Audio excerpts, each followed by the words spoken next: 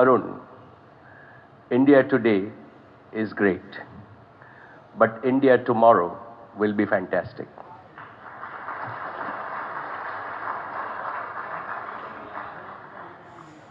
Thanks for the invitation, and it's a privilege and honor to be here at the 16th India Today Conclave. All the more because for the first time it is being held in Mumbai, the commercial capital of India, and the city that I proudly call home. So welcome to our home. Dear friends, this is the third time that I'm speaking at the conclave. When I first spoke in 2004, it was on whether India can be a G5 nation. I was absolutely certain then that India will be amongst the largest economies in the world, faster than what most people realized. Just 12 years later today, India is the fifth largest economy, and we are the fastest growing economy in the world. The day is not far when we will be among the top three economies of the world. In 2008, I spoke on the theme of India and global business leadership. Today, India is acknowledged as a growing global leader in business. Indian businesses, as well as business leaders, have made and continue to make a name for themselves on the world stage. Dear friends, today I want to speak about how technology will change, not just change, but transform India. Technology has driven human civilization's progress over hundreds of years. What is technology? It is nothing but tools and techniques that humans invent using scientific knowledge that allows us to do things better and, in many cases, to do better things. Technology enables productivity, higher value creation, and faster economic growth, all of which lead to prosperity and empowerment for society as a whole. Each technological revolution completely rewrites the rules of the game. It creates opportunities for early adopters of that technology to leapfrog into positions of global leadership, power, and influence. The first industrial revolution used coal and steam power to mechanize physical activity. It began towards the end of the 18th century in England and lasted for over 100 years. This shifted the economic power from China and India to Europe. The second industrial revolution used electricity and oil to mechanize and mobilize industrial processes for mass production and distribution. It started towards the end of the 19th century and prevailed for roughly another 100 years. And this shifted the center of wealth to the US from Europe. The third industrial revolution, that began roughly in the 70s, used electronics and information technology to increase productivity, automation, and greater customization. The US was the key beneficiary of this, followed by Japan.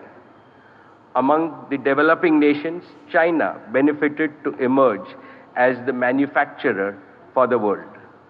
Through all these revolutions, India remained on the fringes, particularly in infrastructure and manufacturing.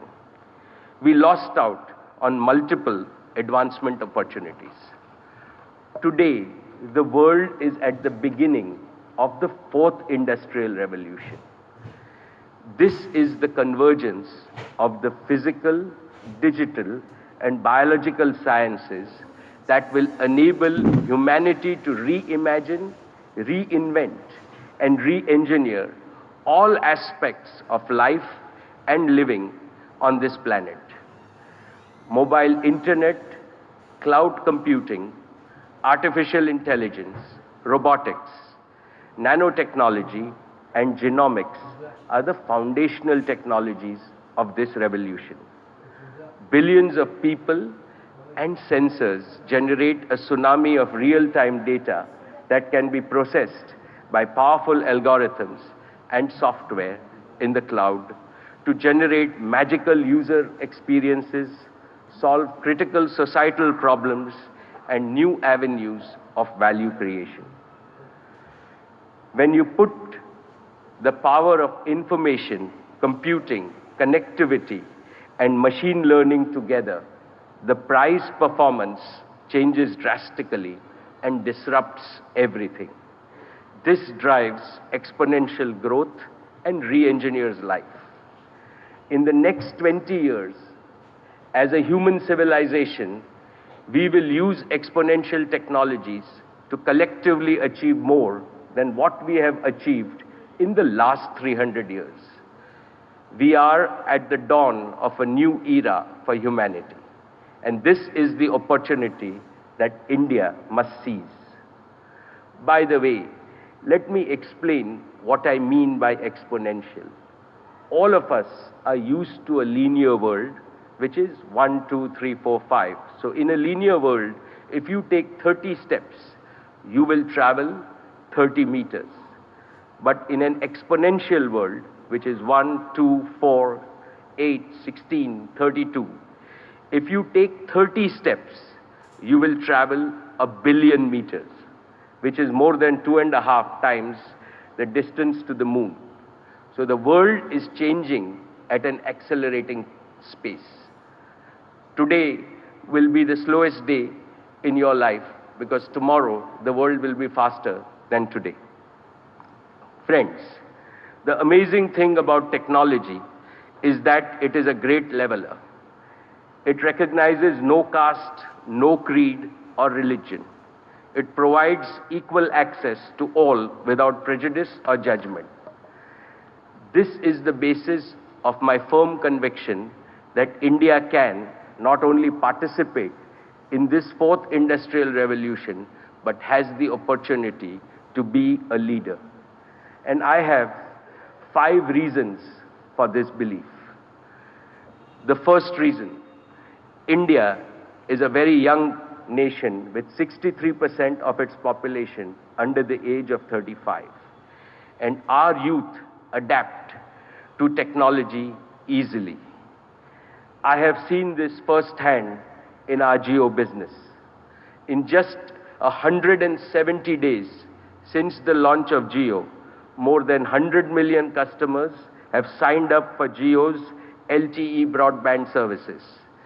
This has been the fastest adoption of any technology service anywhere in the world, faster than Facebook, WhatsApp, and Skype.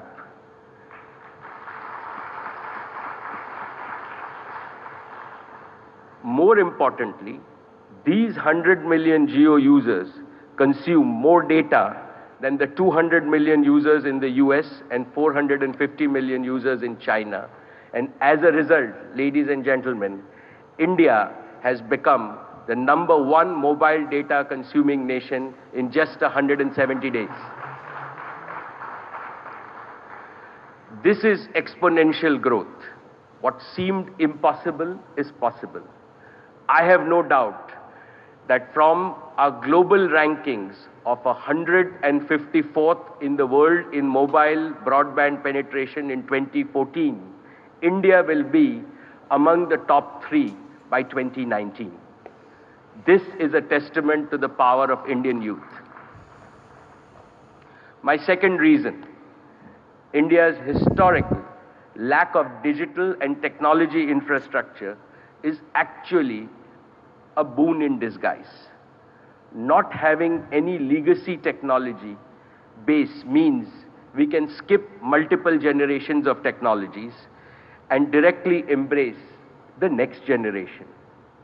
With one fell swoop, we can get ahead of the most advanced nations in the world. In fact, we can adopt these technologies faster since we have nothing to replace and nothing to upgrade. what is perceived as a liability is in reality an asset. Again, as an example, Jio has deployed an all IP network that is on par with, and in many cases ahead of, even the most developed nations in the world. This network is upgradable to 5G and beyond seamlessly. So starting with a clean slate, we now have the opportunity to reinvent in India all sectors of our economy, whether it is education, healthcare, commerce, agriculture, or financial services. My third reason, as a nation, India is well on its way to connecting all its citizens to the global internet. We at Jio have had the privilege of contributing to the creation of this critical infrastructure. By the end of 2017, Jio's network will be present in nearly all cities, towns, and villages of India and cover 99% of our country's population. We have the digital circulatory system in place to carry data, the digital oxygen, to each and every citizen, even in the remotest village. Our youth has the gene pool and the entrepreneurial energy. And with a bit of upskilling, mentoring, and policy support, they will make India a nation of 1 million startups. We have the physical and digital infrastructure and the human capabilities in place. My fourth reason